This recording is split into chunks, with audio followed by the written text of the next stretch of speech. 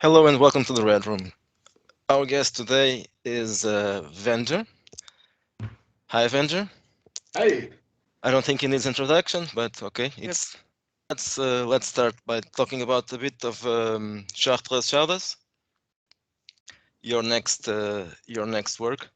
yes, Uh, I'm just putting the finishing touches on Chartreuse Shadows right now, actually. the game, the well, not the game, the book will be finished or and delivered by June. That's it. Yeah, I'm hoping to have the PDF finished by March and the book to be in my hands by like June. Yeah. The physical books they are still not available on drive-through, right? They have to be ordered from Yeah, somewhere else. that's right. The first two Chult books, if you want the actual physical hardcover book, you have to order it through me direct. Your So site. just get a hold of me or, find information on my blog. Um, and then, yeah, and then I can sell it direct because it's not print on demand. It's, it's been professionally printed. Um, it's very high quality. It's much higher quality than any Wizards of the Coast D&D book that you could, go to a bookstore or buy on Amazon. Um, this is the highest level quality book that you can probably find in the role-playing game sphere. So that's the point, right? You want to provide a quality book, so you don't want to go through the usual print-on-demand thing. Right. Lamentations of the Flame Princess is probably the closest production value wise to what I'm doing or what I'm offering. Because Lamentations of the Flame Princess, James Raggy does amazing stuff. He really puts it all out there and spares no expense. And so in that way, I'm kind of following in his footsteps. I haven't any of the Shalt because, well, that's there's a problem when you're herding from Portugal. Yeah. Sometimes things take a couple of months arriving. Yep. It depends on the shipping options, if there are shipping options. Sometimes there aren't, Yeah, and but sometimes they don't arrive, they get stuck on costumes, and that's really annoying. Yeah. yeah, it has happened. Okay, so Chartreuse, how do you pronounce it? Chartreuse? Chartreuse? Chartreuse. Okay, Chartreuse Shadows Yeah. uh, is the third part of Yep. the Child trilogy. What does this one bring to the Child world? Well, I am including the previous two kickstarted adventures.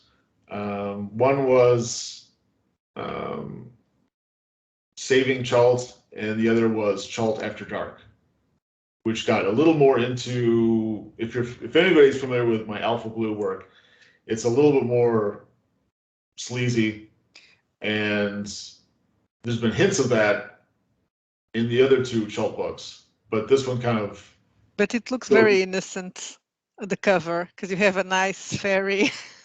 a little The bit. Shot After Dark, yes. It looks very, very innocent, right? The cover. Yeah, book two is Yeah. probably the most innocent, I would say. The first Chult book has some like borderline material here and there, like the Gamma Incel Cantina. Book three, I really bring it home. So it's got those two prior adventure collections, and then it's got a whole new mega dungeon called Kremzam Erikzam, which is I saw that name. I was wondering how to pronounce that. yeah. I mean, it's other people pronounce it different ways, and there's really no just because I pronounce it a certain way doesn't mean yeah, that that's the right there's way. no question. I enjoy hearing other people's pronunciations or attempts at pronunciation. But yeah, this new mega dungeon is because I opened with the mega dungeon that's the Black Pyramid, which is the cover behind you, Yeah. and that's different than a lot of other mega dungeons because a lot of the things you find in mega dungeons, um, like there's certain challenges and expectations that the Black Pyramid doesn't have, and it's just kind of set apart from other mega dungeons. For one thing, it's just like this weird Gonzo funhouse type adventure type dungeon. But on the other hand, you've got all these weird rooms, and it's in like this trans-dimensional space, so it's not like your traditional mega dungeon. But this new one, the Kremzam Irixam, is more like a traditional mega dungeon because it's just a series of like tunnels and caves full of demons and other weird things and creatures and a whole lot of crazy people. And it's more of a traditional setup, but the content is completely different. Not only is it Gonzo like the other stuff, but because the whole place is populated primarily with demons, it's got a whole different vibe. It leans into the whole sleazy aspect, but it's also more, I don't know. The rest of it, Schultz is also dark, but it's like grim and dark. But like the other places and the other encounters, it's also whimsical and funny at times. Pop culture references, like mixing of genres: fantasy, science fiction, horror, exploitation, grindhouse, and like comedy, and sometimes even I'll spoof like romantic drama, like the Katniss Everdeen and the Girl on Fire. I can't think of the name of that franchise. Yeah, and I read the books. I don't remember either. Yeah, my mind's a blank. But so yeah, it's Mockingbird like something. Hunger Games of the Hunger Games, exactly. Yeah, there you go. So I've got like a whole Hunger Games, thing going on. I got so many things. There's so many things in here. It's just very dense with content and so many things. It's difficult because I'm juggling like 14 different balls. I'm trying to keep them all up at the same time. It's not easy, but I love that kind of challenge. And so, yeah, so that's pretty much what the first book is all about. That's an interesting thing about Child is that you announced and that you do that. You pick up everything that you like and you mix it up in a setting, and it probably that's what you're talking about. That it probably gets a bit confusing to deal with all the inspirations. It gets confused. Yeah, I gotta write some stuff down so I don't forget. And a lot of times I've got to keep a lot of mental storage space in my head so I don't forget things. Which I don't know if you have this trope or if you're familiar with it, like the absent-minded professor. Yeah. Like, kind of what that's okay. Sometimes I feel like that because I've got these multiple worlds like in my head, and at the same time, maybe I can't find my keys, or I forget what time like a certain appointment was. Like little things like that in the real world, I'm very absent-minded and I forget easily.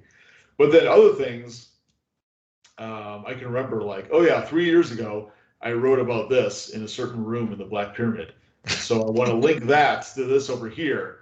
And so it's a disconnect. It's a weird thing that happens with my brain.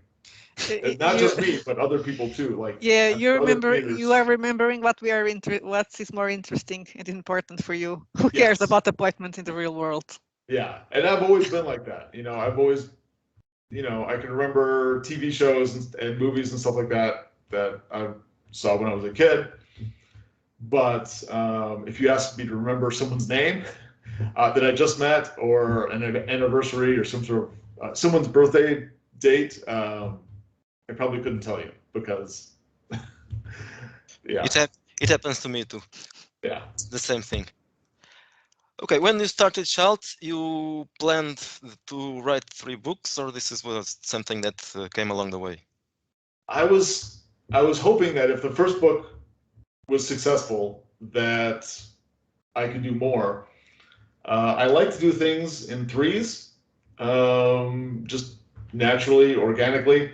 And so, yeah, after the first book success, I thought this could definitely be a trilogy because there's more here to work with, and I have more ideas in this vein. And who knows? There might be a fourth book in the trilogy So down the we'll call road. it will be a quadrology or something like that.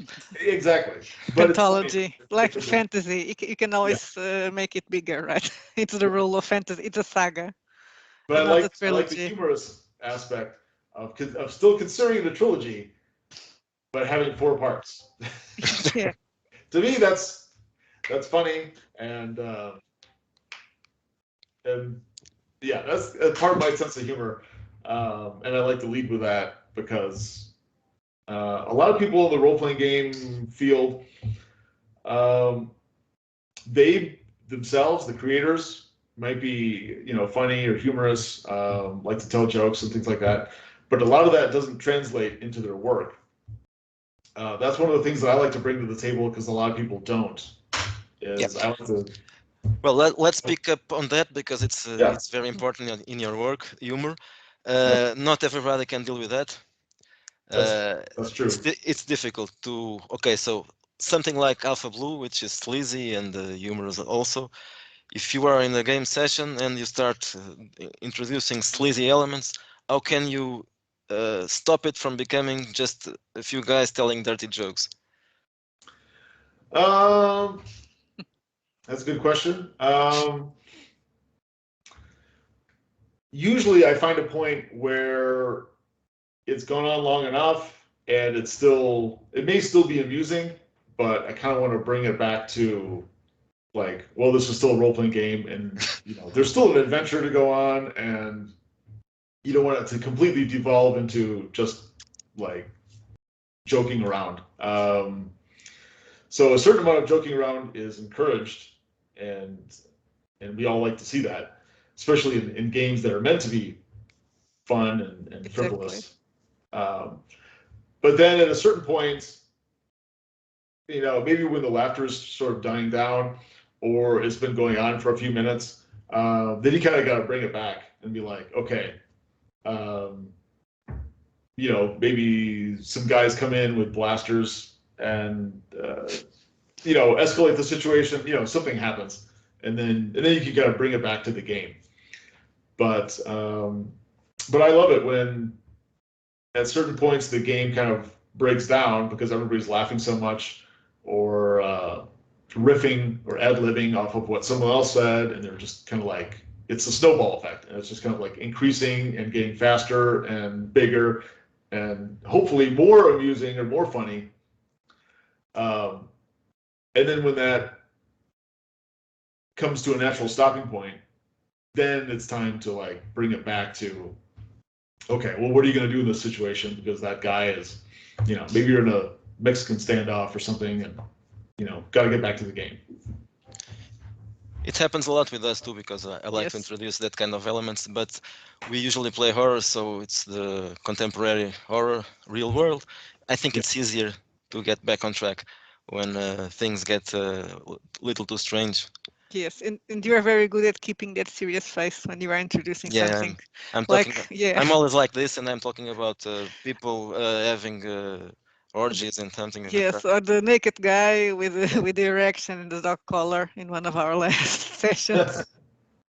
And he always says it's very serious. So yeah. Well, that's good. That could be a great we are all laughing. element of the humor. This sort of like deadpan, like serious, like you're the straight man. And... I usually do that. Yeah, I can't not do it because I don't smile a lot. But it works because people are like, "Are you serious? Is that?" So this book closes the trilogy, or maybe not, but for now it is closing the trilogy. For now. For now. You're planning something next? Something different, I mean. Oh, after that? Yeah, after Child. I still have to go back to Encounter Critical because okay. Because I bought the rights, or I bought basically the game, like the entirety of the rights. I was thinking about that because I remember you mentioned it. Yeah. So Encounter Critical, I don't know it. just heard about it when you posted it. Supposedly it's a old game and famous. I'm not sure if it was famous or not. It started out as a hoax. This guy created the game, and he created the game in like 2004, 2006, something like that. But he made it or he told people like, "Oh, I found this in a garage sale somewhere in Wisconsin," which is actually where I live. And this game is actually from like 1978 or something like that. These two guys from Wisconsin like wrote it themselves and then photocopied it or mimeographed it in their high school and distributed it out to like a few people in the neighborhood or maybe a few gaming friends across the country. And then that was it. And then it just kind of like mysteriously went away because it was just like a fan project by these two guys. And then he let the hoax go on for a while. And then eventually he revealed that it was a hoax and that he wrote it as a joke. And it's a weird game because in a way, it's a lot like Chalt. In fact, it inspired both Chalt and probably some of my other stuff, like Crimson Dragon Slayer and Alpha Blue, because Encounter Critical combined fantasy and science fiction, but it also did it in a humorous gonzo way that used pop culture references to highlight different aspects of the genre or just to make things funnier or whatever. So yeah, Encounter Critical sort of inspired me the whole way along, and it definitely was a huge influence on my writing. And then when I was able to buy the rights, I was like, I should come up with a new edition for it, but I wanted to finish Chalt first, or at least get to the third book before going back to Encounter Critical.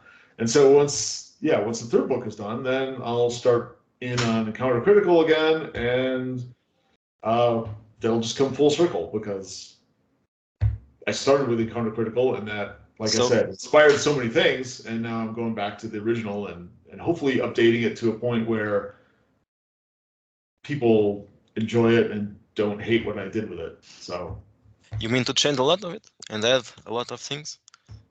Not just I don't know. Republish.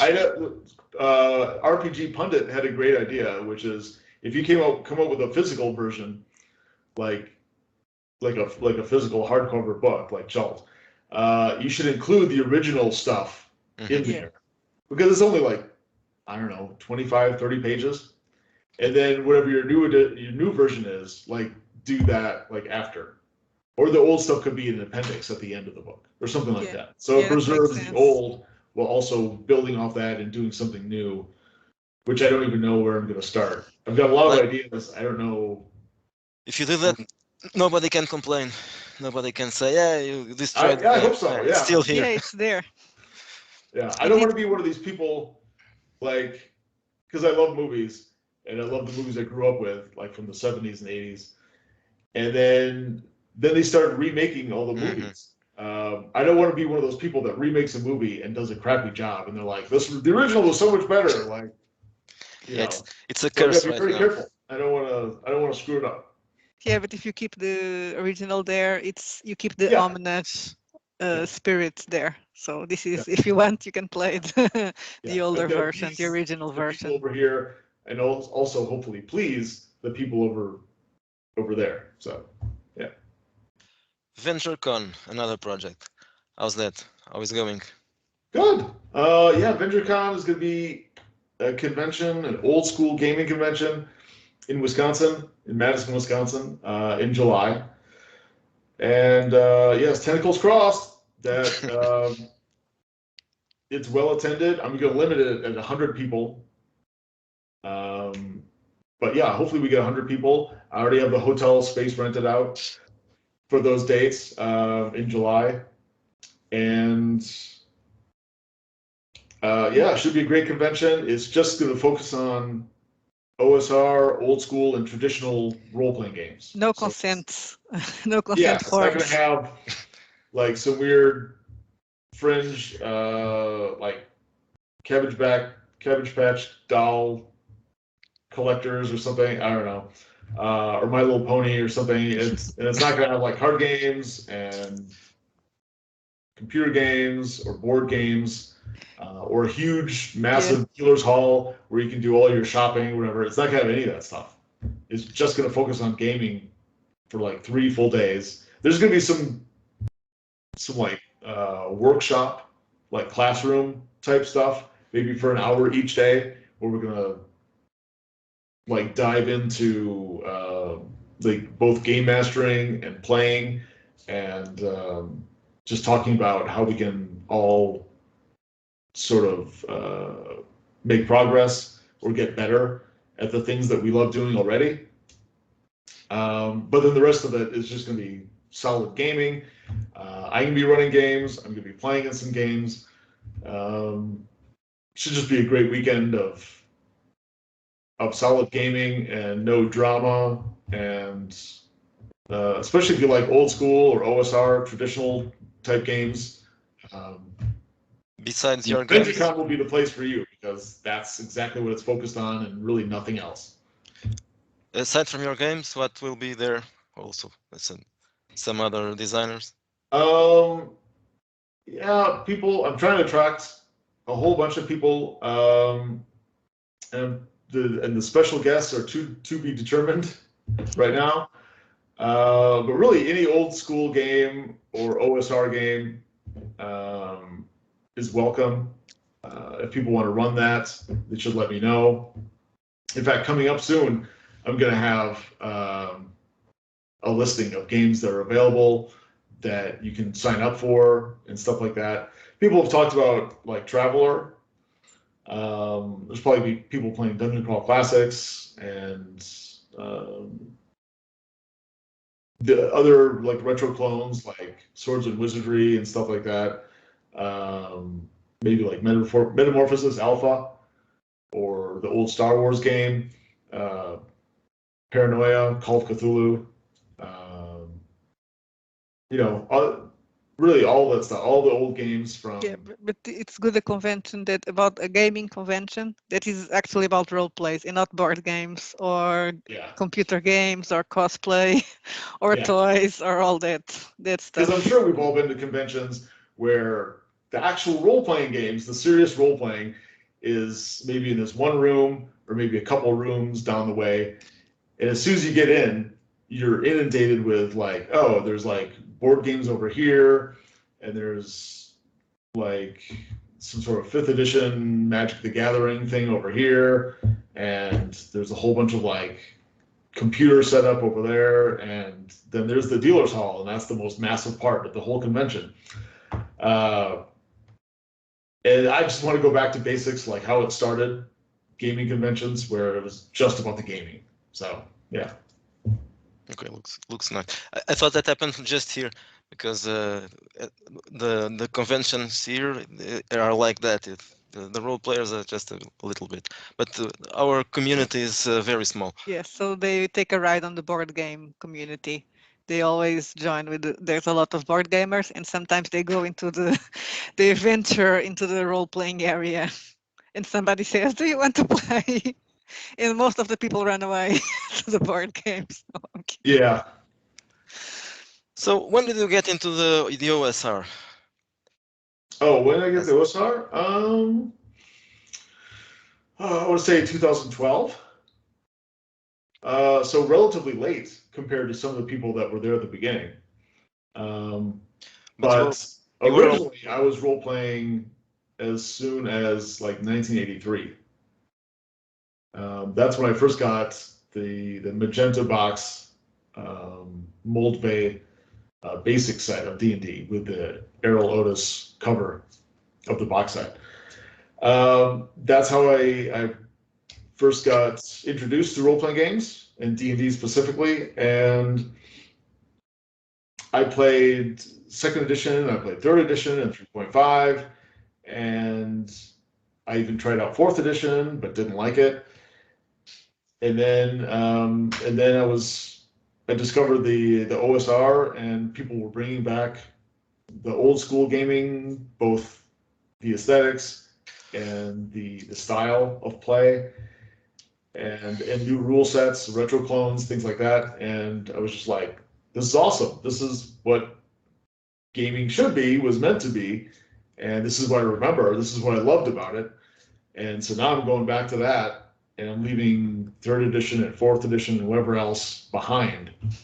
I also like fifth edition, but because it's kind of a compromise between old and new, but I still prefer the old stuff to whatever Wizards of the Coast is doing with the brand now that I don't really like because it's all woke and They lame. should have taken that as a note. People want to why more people start playing OSRs because they want the old school stuff. They don't want new stuff. So maybe listen to your customers. We don't play D&D, but I never played D&D. I've played a long time ago. I played the Red Box when I was starting in '89. It was the first and only thing, as far as I know, that was translated into Portuguese. I mean, Portuguese, European Portuguese, not Brazilian, because they usually translate things, but not here. And then I bought it.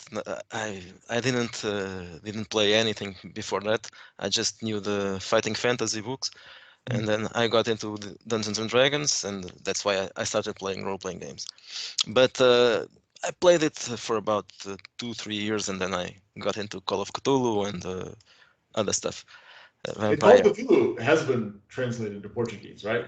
Brazilian Portuguese. Oh, not the European Portuguese. Well, we can read it, but we never. It's too different. It's annoying. It's not the same thing as American English and English in British English. There are more differences. Grammatical differences. Yeah, and words, a lot of words we don't use and they use, and vice versa. So we can understand it, but it sounds strange. Well, I can't. What it sounds like a soap opera, because Brazilian soap operas are constantly being shown on TV here. So for us, Brazilian is a soap opera Portuguese. It's a bit strange to be playing a role-playing game with soap opera Portuguese. That's funny. I'm not sure if everybody thinks like me, but that's my reasoning. I think the rules would be the most difficult part. parts. And it might there are some words they use and that you don't in rules. It would be difficult to get into it. Not settings, probably not, but in rules it would probably be a bit strange. Yeah. But I was going to ask you something, and then I forgot something about D&D. Okay, I lost it. Never mind. Okay, Sylvia, are you familiar with Chalt? Yes. Okay. I'm actually thinking that maybe a good game for me to read.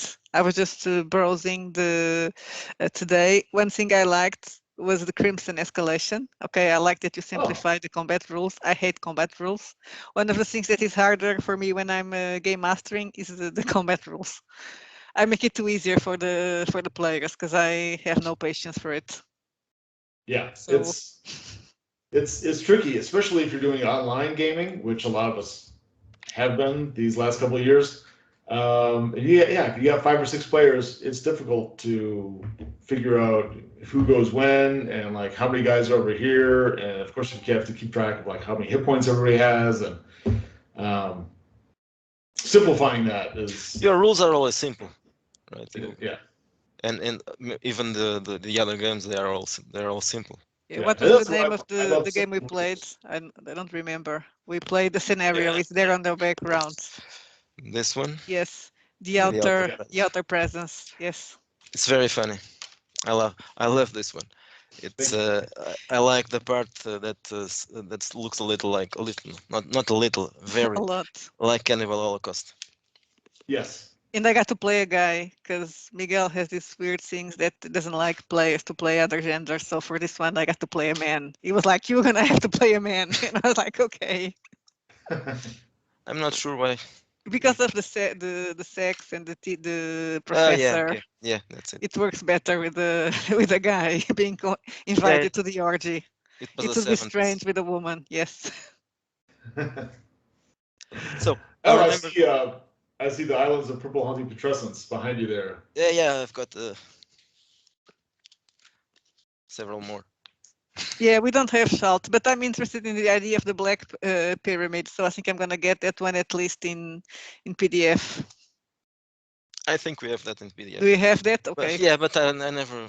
Well, I have things in PDF, but if I don't have the real book, It it's doesn't not. count. It doesn't count. There's Yeah. something there in the hard drive, but well, sometimes it has to count because there isn't a real book for some things. But when there is a book, I prefer to have the book in paper, even if I don't use it. Now you're playing online, so we rarely use the physical book, but I want to have it. So I was asking about your start as a writer. When you started, you were already in OSR, right? Or you wrote something that wasn't OSR before? Yeah, I wrote. I've always been a writer, but before the OSR, I wrote this this really weird game called Empire of Satanis, and that's just weird because I wrote that kind of in my Andy Kaufman phase, where instead of now where I write things that are very usable and gameable, but there's also jokes in there. Empire of Satanis itself is kind of a joke and kind of a troll for people that were looking for some sort of new role-playing game and had stumbled upon it. I mean, it's bad. It's semi-intentionally bad. The more distance I get from it, the worse it looks, and also But you can say that now that it it also was intentional. but also the funnier it becomes because it's like one of those movies that's so bad that it's almost good. So yeah, Empire of Satanis is like that, and that came out in like I don't know 2005 or something like that. And then yeah, that wasn't until 2012 that I discovered the OSR. Wanted to create something like that myself, and then I came out with Liberation of the Demon Slayer, which was the first OSR adventure I wrote, and which is also a mega dungeon. And from then I just kind of kept going, and now I've got like over 50 titles on Drive-Thru RPG. I don't. Is that Empire Satanis is still available? I don't know it. Yeah. Yeah. If you look around, I think on Lulu, I think Lulu.com, because that originally when I started, I used Lulu as the print on demand service, and so I think the PDF and I think it's probably available in both soft and hardcover because I never really went back to Lulu and like turned it off or like shut it down. That's why I think it's still available. I didn't know you had books on Lulu. Yeah. I only saw in Drive-Thru and on your blog, so I didn't know that. But it was mentioned on the interview. Yes, it was. Yes. I remember that. She means our previous first interview, yes, which was written. Yes. I remember that name there, and I thought the same thing I'm saying now, that I never heard about it. Yeah. I mean, don't seek it out if you're looking for something like sincerely good. If you want to look at something that's like a horrible train wreck of both aesthetics and game design, then check it out if you're brave. But yeah, don't seek it out because you're like, oh, I like Dungeons Adventures other stuff. I wonder if this is good too. It's not. The Empire of Satanis is terrible. Don't go looking for it. Most of your books have the same look, but you don't do anything, right? No layout, no. I don't do the layout myself. I hire people to do that for me, and I don't do 99% of the artwork. Every once in a while, I'll use something that I did in something, but the vast majority of the artwork I just hire artists I either commission them to do an original piece, or I find something that they've already done that I love, and I license that, and then include that in the work. So that's why you choose a lot of things, and you have a role in the process. So you don't just commission and go away. Yeah, I'm there in the editing process.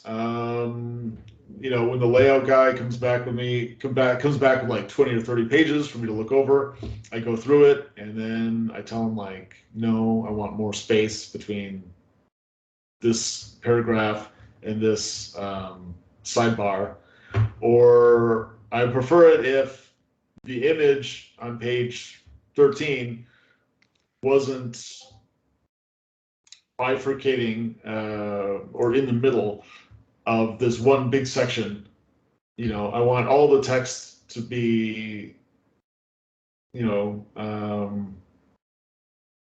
there's text on page like 11 and 12 and 13, put the image at the end and don't break up the text, because the text is all supposed to be like together. It's really it's annoying. Like one section or one part. So when they do that, when you have art in the middle of chapters, it's really annoying, especially when you're reading PDFs and you have to adjust. Exactly. Yeah. Wait till the end of the chapter, or at least between two random tables or between two headings or two sections. Put the art there in between or at the end. Don't like cut it in the middle. Because that's just something that bothers me. So I'll go through the editing process as the layout comes out, and then tweak things here or there, or like, no, that's more of a reddish orange. I was thinking more of like a yellow orange. Like, do that instead. And then he'll make changes, or she'll make changes, depending on who's doing the layout at the time. And then we'll just go from there. And eventually it gets done, and then I put it out for people. As a consumer of other people's role-playing games, what do you usually buy?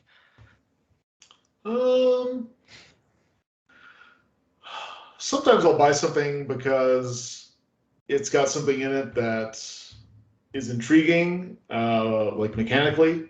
Like the game mechanics are interesting enough. Like there's little bits here and there, especially if something catches on and it becomes like a fad. And then, like everybody else, I want to see what the fuss is all about.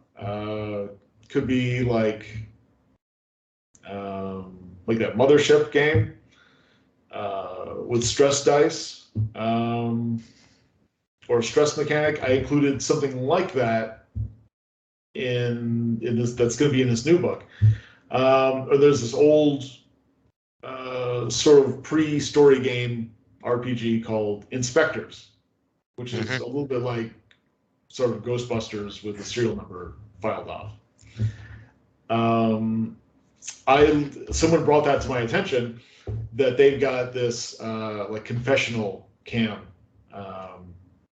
mechanic that is like reality TV.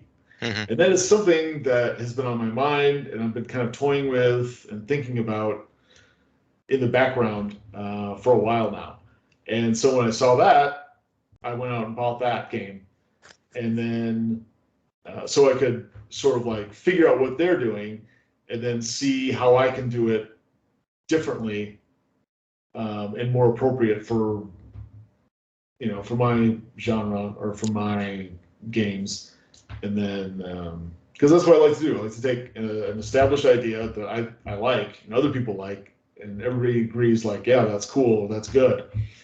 And then I like to tweak it and twist it so it's both more suitable for me and my aesthetics, or what I like rules light. Like if someone made a game mechanic and it's very complicated, very complex, if I could take that and break it down and make it like way simpler, that'll be one of the little tweaks that I give to it.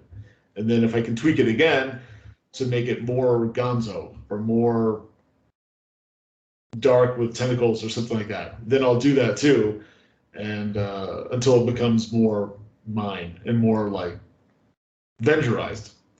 So I'll buy stuff like that. I also buy things that just strike my fancy. Like there's science fantasy or gonzo campaign settings. Hubris is one that I bought a couple years ago because that was really cool. I can't think of anything else off the top of my head, but What about 5th edition? You still buy 5th edition?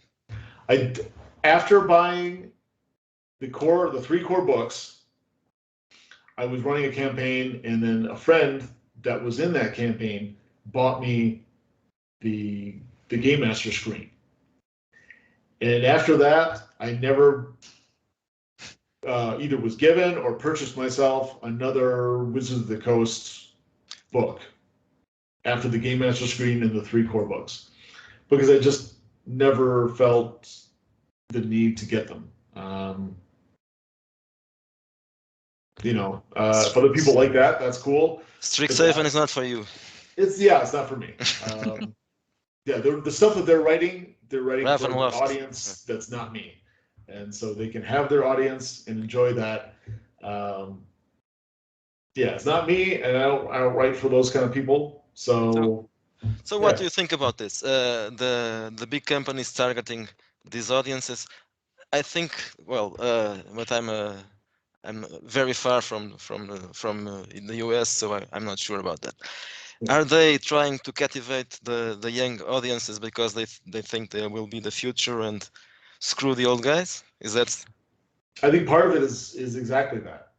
I think they're seeing the cultural shift that happened like 6 years ago, 7 years ago. Like it happened around 2014, I think. And that's what became noticeable to a lot of people. And they think that because it's been shifting that way, it's just going to get more of that. But what people that don't know their history will soon learn is the quicker and more radical a revolution, eventually that's just going to bounce right back. And soon it's going to become even more, I don't know, I want to say normal or more conservative or more traditional, less revolutionary, less radical. Less crazy. Less crazy, exactly. More sane, less crazy. So you're expecting a new generation to come and to reject the generation or generations that are coming after the millennials, I think, will be more conservative and be more traditional and be more sane and less crazy. Zoomers are Zennials. No, not Zennials. Not Zennials. Zennials, it's the cross between X and millennials, I think. The ones after the ones that eat the Tide capsules. I don't know. Before COVID, I think there was talk about calling it Generation Alpha for a few different reasons. I think it was going to be like a new beginning. But now that COVID's happening, it's probably going to be called the COVID generation. Yeah, but then you have the COVID babies, the ones that are borning right now. Yeah. I mean, my youngest kids are 5. I've got 2 twins, two twin boys, and they're 5 now. And so they were born just like 2 or 3 years before COVID. So I don't know if they're going to be lumped in with the COVID generation or what. But I'm not, that's probably going to have an impact too on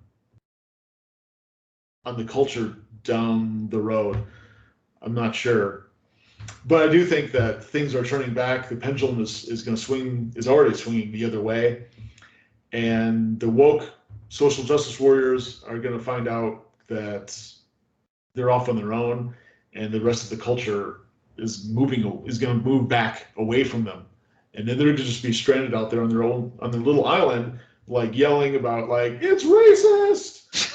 I'm a progressive, and I always consider myself left, but now I consider myself, I agree with the conservatives. I don't agree with the left people. Everybody on the left got crazy.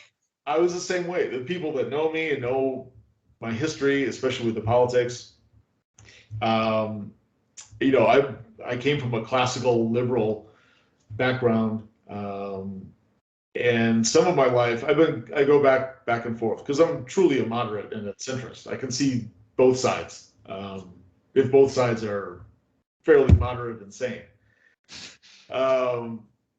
But I've only become increasingly conservative because of this, radical wave of the woke people that turn something like free speech.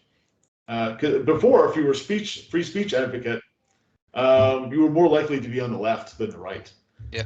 Back in like the 90s and maybe 80s. But now, if you're a free speech advocate, you almost have to be on the right because anybody on the left is just going to like try to take you down with cancel culture and mob rule, and the only safe haven is further to the right, which is where the middle is.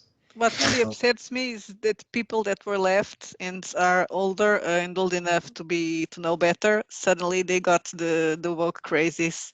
In our hobby, a lot of people had Yeah. that problem. Older guys and girls probably who had that change. They suddenly started. Oh, okay. But even in Let's the dye our pop hair blue. culture in general, it's like everybody, comedians, and I see writers, people that used to be edgy and now, but in the good way.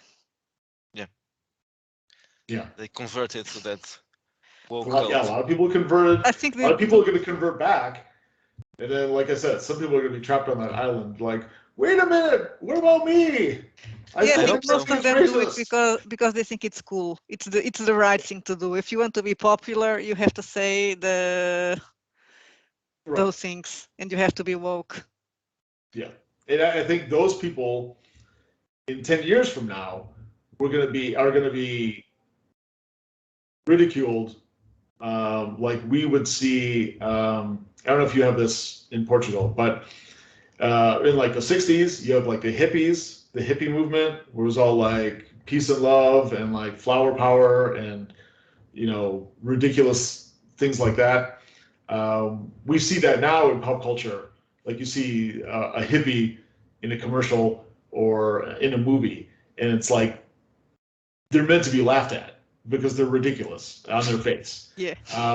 And in 10 years, I think that the woke people that were in ascendancy for the last 6 years are going to be laughed at, and they're going to be ridiculed because there's enough distance 10 years from now where people are going to be like, oh my God, what were we thinking? That was so stupid and naive, and that it's embarrassing. But even in the 60s, the EPs were being made fun of. I'm thinking like That's All in the true. Family. It showed both sides, and both sides Meathead. were ridiculous. Yes, Meathead was ridiculous. It And was then the most hypocrites. ridiculous. Yeah. Even when I was a leftist, I liked better Archie. Archie was the less ridiculous of them, of the two of them at least. But that show is now problematic. Yeah, of course it is. Everything is problematic.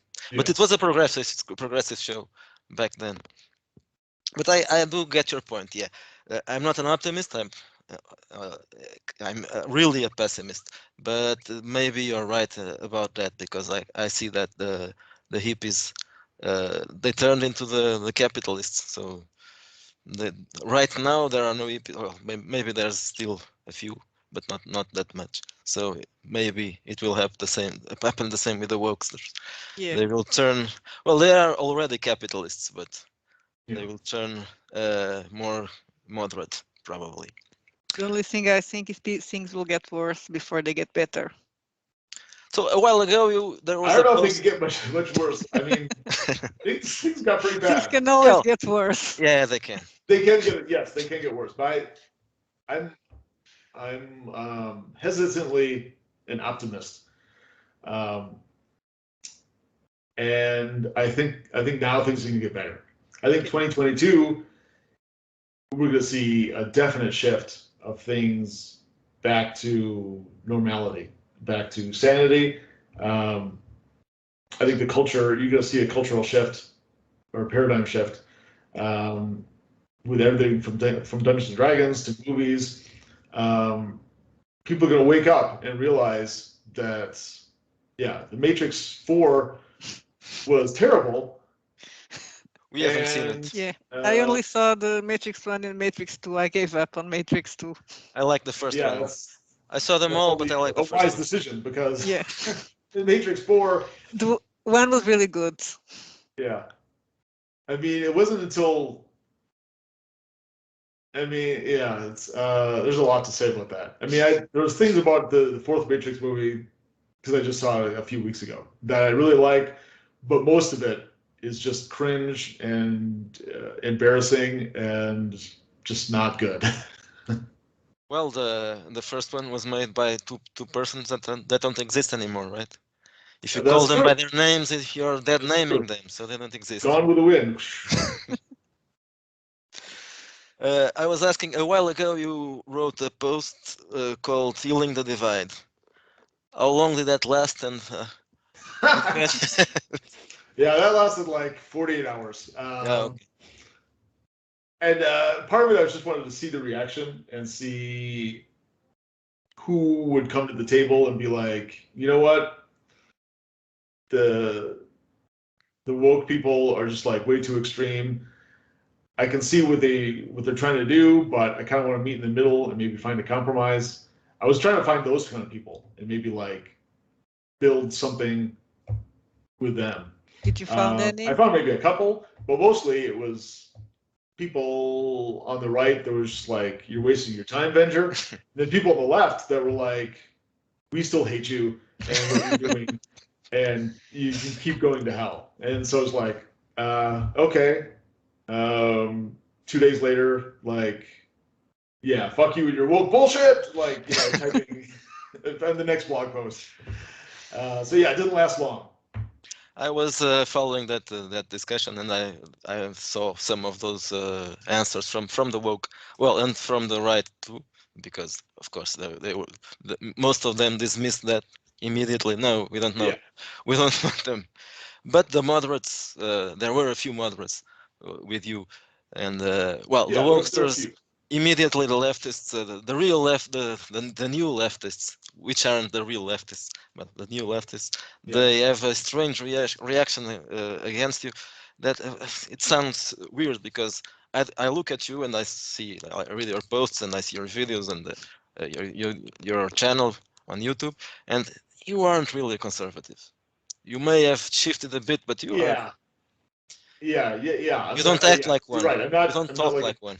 like a true conservative or like an old school conservative. I'm like maybe more like a neoconservative. I don't even know if that's a real thing, or if I just made that up. But yeah, there's a lot about me that if everybody was conservative, if the whole country shifted and it was all red states and everybody was super traditional conservative, I would be the weirdo and the outcast and the leftist. I'd be like, but what about, you know, the freedom to do this and that? What, um, so I'm probably always going to be in the middle. If the right gets like what they were doing in the 80s with the Satanic Panic and trying to ban D&D and violent video games and horror or gory movies because it was like, I don't know, corrupting or bad for the youth or something like that. I would be fighting against them, just like the radical new left is Yeah, so. they want to. Yeah, they want to stop gory But movies also and sex if you were a because. conservative, Yeah, this wouldn't exist. But they don't like Also, sex because that is the thing about the wokes. They are also conservatives. I get the feeling they hate sex because Puritan. everything exactly they're They are Puritans. Puritan. maybe they hate other people having sex. I Yes, don't. Maybe they just want the sex for themselves. I don't know. I'm married, so They seem to um, do a lot of gender, they're very but not yes. much sex. They yeah, have a lot of genders and a lot of sexual orientations, but some of There's a them are there's like a asexual. there's a real yeah, strange thing on Twitter because when you see those bios and they are asexual and at the same time they are bisexual and they are gender fluid and what the fuck, man? Just yeah. decide what you want to be. You can't be asexual and bisexual. If you don't like or sex, or you just can't stop trust. labeling everything altogether, and Exactly. just find someone that you like, be with them, and then be happy with that, and don't try to label it. Don't try to Don't put a like, label. yeah, don't try to like break boundaries and lift gates and all kinds of weird stuff. Just like be yourself, be happy, do your own thing, and stop worrying about what everybody else is doing, because Like, nobody cares. yeah, that's what happened before in the 90s. People were Yeah, living their own lives, exactly. no matter what others do. Okay, let's talk a little bit about the indie market. Um, 2 years ago, I was a consumer of commercial products. I barely knew anything about the independent role-playing games. I knew Alpha Blue. I knew a name because Venger Satanis. It's a name that rings something, and I knew some of the Grim Jim's books too. Actual fucking monsters, which I didn't buy because I didn't like the cover. Blood, which was already an old game, and not much else. And then, well, there was that shift in commercial games that started to getting woke, and it was that reason, and just that reason, that made me look for independent games. There is a difficulty for independent game designers to go out of that uh, Niche, bubble. I don't know bubble, or yeah. of fans and reach other people. Yeah. What's wrong there? What's the problem? What's the barrier? What's stopping it? Um, I don't know. Popular things will always be more popular until the bubble bursts and it's no longer a fad, until it's no longer that popular. Eventually, popularity gets to a point where maybe it's oversaturated or it's just too old, and then it becomes lame again because it's been so popular for so long that it's no longer cool to like popular things. Trying to think of, I don't know. I don't know. D&D is so popular. D&D is kind of like the Beatles, where the popularity never really ends. It just like keeps going. Um, but on the other hand, Wizards of the Coast seems to be doing everything they can to ruin their own IP and their own hobby. I mean, even if you think that social justice is super important, um, D&D is going to come out with a new movie pretty soon, in like a year or two, or maybe at the end of this year. I don't know. And if you look at the way most blockbusters movies are going, the direction they're going, that they're being made, like take again as an example, Matrix #4. That has done horribly at the box office. It is a commercial and critical failure. And the fans don't like it either. And that partly because it is so woke and trying to put like a social justice message behind everything instead Yeah, of it shouldn't simply be. trying to entertain people. And I'm just worried that, or I deeply believe actually, that if Wizards of the Coast keeps going down this path, it doesn't seem like they're slowing down at all. They're going to run into the brick wall, just like Matrix 4 did, and countless other movies that tried to fit that agenda into their creative, artistic work. They're going to hit that wall, and they're going to realize, oh crap, people aren't buying it, or they're not liking it. It's no longer popular. And then what are you going to do? You're going to sell Dungeons and Dragons to China? I've heard that. People have speculated that's going to happen. They're going to run with Dungeons and Dragons into the ground, and then they're going to Hasbro's going to sell it off to China.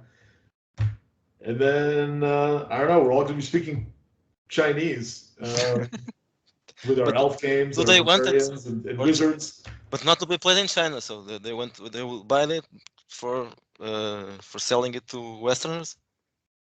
Yeah, maybe. I don't know. Well, a strange thing is that there are a lot of woke games that are produced to be really woke, like queers and thirsty for lesbians and, well, Yeah. all that stuff. So if people have that to buy, why they want also the commercial games and all the other games to be They woke? want to ruin the game for everybody else. Yes. They could That's just buy the woke games, the purely woke games, and leave the Right. others alone. It's a bit strange. I don't know what kind of calculations Wizards of the Coast is making because yeah, if someone wants a really woke, like radical leftist game, they can just buy Thirsty Sword Lesbians or something like that and get that.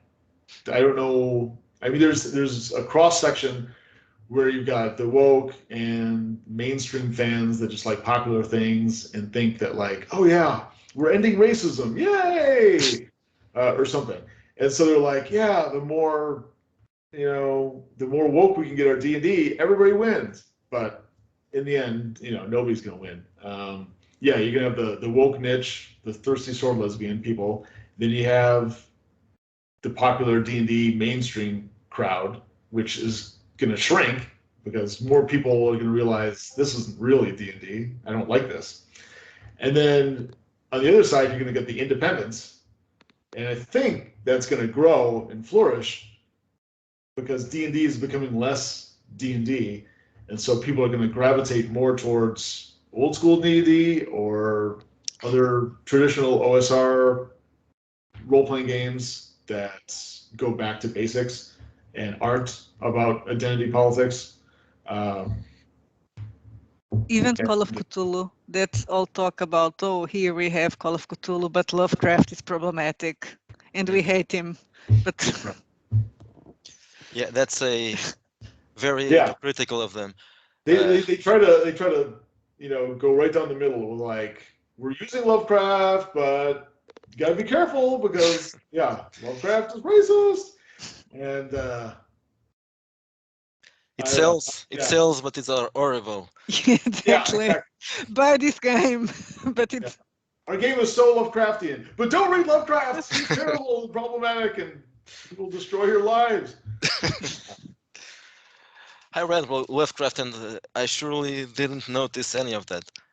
Really, when I read it, I was recently looking at all those books that are inspired by Lovecraft and are saying that the guy was a monster and racist, and Right. I can't remember anything. Probably there some references, but Yeah. Well, they the they thing is, passed he by. used his own fear of the unknown, of different people, different places, just being an outsider and an outcast. He used that in his stories, but he wasn't trying to create this agenda like, oh, people are going to read the Call of Cthulhu or the horror of Red Hook and they're just going to hate black people. Yeah. they Yeah, may it hate wasn't like that. vegans. He was Yeah, it like, wasn't meant. yeah, he's like, I feel weird when I'm around people that don't look or sound or smell like me, and that weirds me out. And so I'm going to write about that, those impressions of those feelings, because I'm writing a horror story where feelings of isolation and being an outsider are like important. So he kind of like used his own emotions and his own thoughts as like a springboard for his fiction. He wasn't trying to deliberately be racist. So yeah, yeah. And Even if he was racist, well, yeah, I mean, in more the as beginning of his It more was xenophobe, normal. his probably. life, he was, yeah, he was xenophobic and racist. Yes. But that's no reason you can't enjoy his work. Surely, if you're going to cancel everybody that have You have views to that cancel all authors, probably. All. until Yeah. mid 20th century Yes. and something more probably. Besides the woke and the rest of in the OSR, there's another niche market. I call them the hipster games. I'm not sure if what I should call them, but those designer games, very beautiful. The layout is great. The covers are great. Style over substance. Yes. Things like Mothership and Morkborg and well, a few others. Yes. Yes. How did they do this? I don't know. I wish I knew, because then I could like do that myself and capitalize on their successes. I don't know. I mean, certainly the style, um, the glossy images and the graphic design, and yeah, it looks really great. And I'm sure there's good content in there as well, but not any more good content than a lot of the independent and a lot of the OSR stuff that's also coming out that's not super popular. They're making a lot of money. I mean, I don't know. Yeah, Kickstarters, they're making over $1 million. Yeah, Yeah. That's, the last you know, something. they're small properties. They're not. It's not D&D or Pathfinder or some Call of Cthulhu or something big like that. It's, you know, it's a small role playing game, and I really don't know. It's got to be a combination of different elements and maybe luck. You know, the right place at the right time. I don't know. There are some that have interesting settings. Our first guest on the channel is Gabriel Quiroga. He also has that style and very worried about the appearance of the books, but then he wrote Neurocity, Warpland, and now he's going for Hell Knight. There's a similar approach, but the guy takes care of the writing and not just the looks of it. I bought Mothership a while ago. Mhm. I put it in the garbage. I'm not making any friends with this, but Yeah. okay. It was a I pamphlet. it's just I paid. I don't know how much, but I remember it came from the States, and I had Yeah. to pay how do you call The it? costumes. Yeah, custom Oh yeah, I'm sure it was custom expensive. custom tax, and the tax was almost the same I paid for the books. And then I looked at it. What the fuck is this? It has nothing. Few tables. I Yeah, was expecting. Everybody was talking about Mothership. Yeah, great. I yeah. saw that and said, oh, no, this is nothing. I don't know if they're being so minimalist with the rules and the content. I don't know if they're trying to capture people's imaginations, and then it's like if you show someone like an impressionist painting that's mostly like white space, and then you got a few colors here and there, and then that's it. I don't know if they're putting what their thoughts into it, because it's almost like a blank canvas. So they're able to project their hopes and dreams or wishes onto this thing, and then that's what they're selling, or somehow they're just, I don't know. That's all I can think of. No, Is perhaps that perhaps that's the thing. I like Dali, so I'm not a fan of the Impressionists. So that's why I don't like Mothership. Maybe. Yeah, it's minimalist, and that's it's too minimalist, I think. yeah, And even okay, I like shiny things. I like beautiful books, but they have to. right. For example, the Genesis, it's a beautiful game, but it has lots of content. It has too much content, really. Yeah, I bought it and I can't play it now because well, my players wouldn't read this, so I can read it, but the players won't. So it's difficult when there is too much setting. That's something that usually indie role plays don't have. Don't have too much setting. They are more it's hard straight. to find a good middle ground. I'm usually more likely to put less setting in than more. Um, that's just kind of my style. I would like to write a whole bunch of setting material, and then the next page break all those rules because I have a new idea that grabs my fancy that doesn't fit with the dozens and dozens of pages of setting lore that I just wrote. So now I feel like handcuffed because you're constrained by all the setting lore that you wrote. But really, I mean, how much does that come into play with the player? You Yeah. can't just read all that material to the players. After the second paragraph, their eyes will glaze over. They'll be like, "Okay, I'm gonna get a drink." So let me know when you're done with your spiel so I can fight something. On the other hand, you don't want to put too little in, because then it's just doesn't feel like a real world. It's just fighting and talking to people, finding treasure, and then that's it.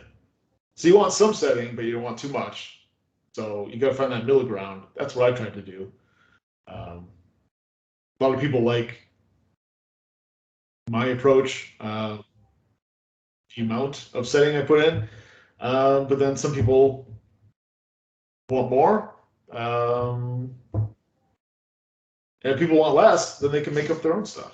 You know? It's also difficult to sell source books in the independent role-playing game market. You can't just there's 20 source books and you buy them. Yeah, you need for a source book, like an independent source book, you need some sort of gimmick or really cool concept or something, like really good visuals and graphic design, or you need to attach certain rules that are fresh or innovative, or you need something, because yeah, it is. It's really hard to put out just like a setting book independently for various games. Because people don't want to wade through all that material, or they think that it's not going to be gameable. I mean, you can read a series of history books. It'll give you a good idea of what's going on in that period, maybe the Renaissance or medieval period.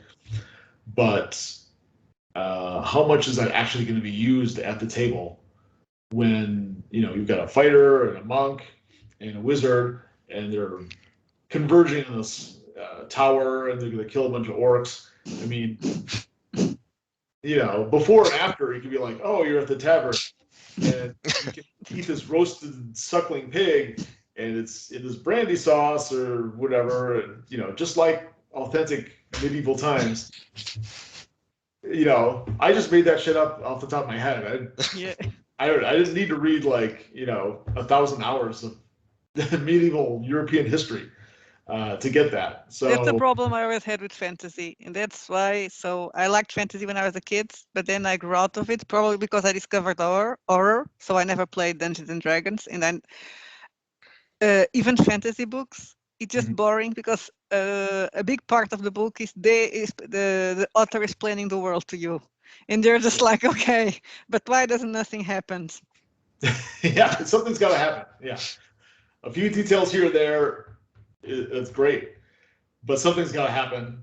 It can't all just be like, and then they have this custom where, they drink water with their left hand, or something weird. It's like, okay, that's nice, but then get to the good stuff. Exactly. Tell me the story and let me find out the world while I'm reading the story or while I'm playing the game. Yes.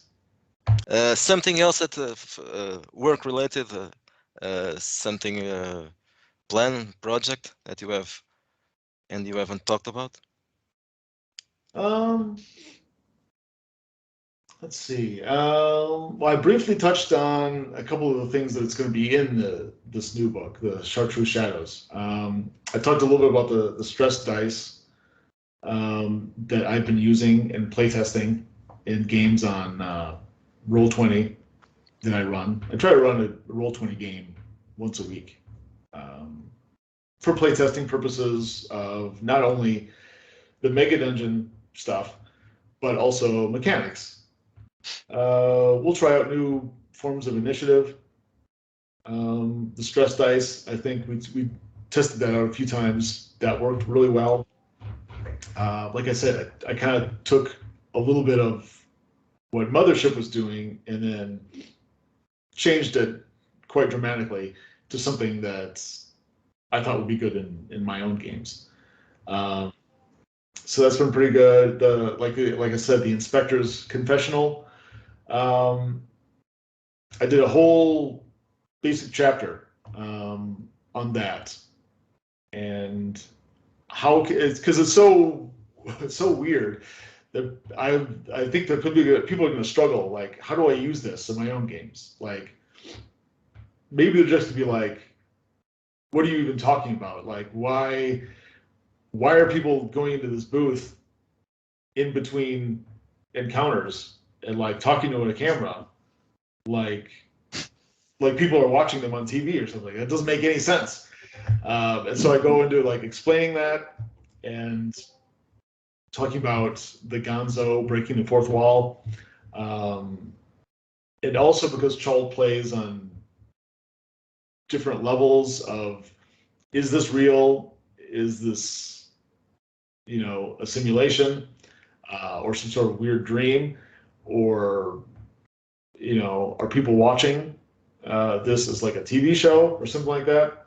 So I kind of go into the whole thing, and then I have like some examples for how this could go to sort of show people, because it's such a radically different concept. Like you go into this mega dungeon, and then like also there's like a film crew that's recording what you do, and then there's like a producer right there, and he wants you to like go to the booth and do a confessional and talk about whatever you want to talk about to the camera. And a lot of people, it's just going to blow their mind. Like what? Is this even D&D? I don't understand. Like, what's happening? It sounds interesting. It is. And we've used it a few times. And it really, somehow it works. I don't know. Weirdness might works. have to be shown or like gradually eased into the pool. But I think once you grasp it and read a little bit about how it's supposed to work, people are gonna be like, "Oh, that's actually really cool." I just hope people try it because it's different. And if you include that, or if you run Crimson Ericsson the way I suggest in this new book, you won't have any other gaming experience like that prior to that, because it's on a whole new level, and may not to everybody's liking, but it's gonna be weird and fresh, and I think kind of groundbreaking and crazy and funny, and yeah, so I'm hoping people love it. Okay, then it was great to have you. Yes. We really hope Great being had. you come back someday when I you have will. something else to announce. And well, thank you for coming. Yes, thank you. And thank you for having me. Yeah. And awesome. thank you, everybody. Thank you for watching. And we're going now. And please don't forget to subscribe if you like, of course. Not pushing. Subscribe if you don't like Yes. it. It's okay. If, Like, subscribe if you don't like comment, us. Yes, share, exactly. all that good stuff. Okay, see you. All right. See you. Bye. Bye-bye.